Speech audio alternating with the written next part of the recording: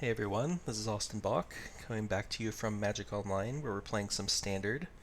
So last weekend was the most recent Players Tour, and it was a Standard event, and even though Temur Reclamation was easily the most popular deck of the tournament, there were some cool decks there, including this Monoblack aggro deck here by Riku Kumagai. So basically you're just playing a bunch of cheaply costed black aggressive creatures, looking to get your opponent dead. We're playing a very similar version of the deck today. We've got a lot of the similar. We've got the Knights, we've got the Hunted Nightmares, the Spawn of Mayhem, but we're playing a slightly different version because we were playing Grey Merchant.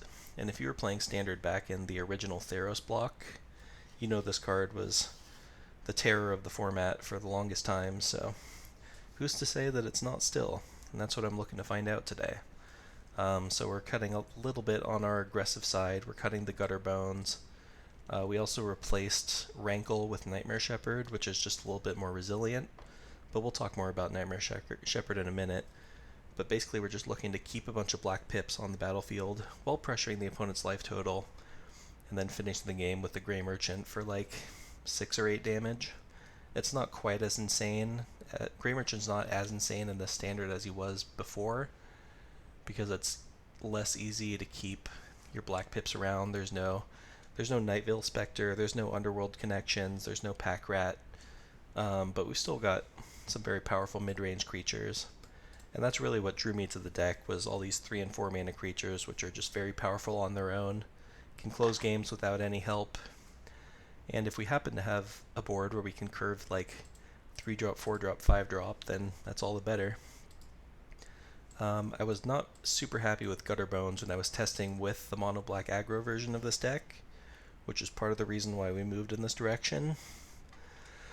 I always felt that this is more of a mid-range deck that can be aggressive than an aggro deck that can play mid-range, if that makes sense. But I don't know, maybe I'm wrong, but that's what testing's for. We'll see how we do today. But the other funny thing, the reason I bring up Nightmare Shepherd in particular, it's actually kind of a funny interaction with Grey Merchant. If you play Nightmare Shepherd and Grey Merchant, you can actually use removal spells to destroy your own Grey Merchant, and then Nightmare Shepherd will make a copy of it, and you get extra triggers, which is pretty funny and could be a fun way to win a match out of nowhere. Kind of looking forward to seeing if that happens. But other than that, this is a pretty stock list. We're playing the Yarok's Fenlurkers just as additional black symbols to have in play. It's a fine card on its own. It's not like anything special, but it should be able to pull its weight.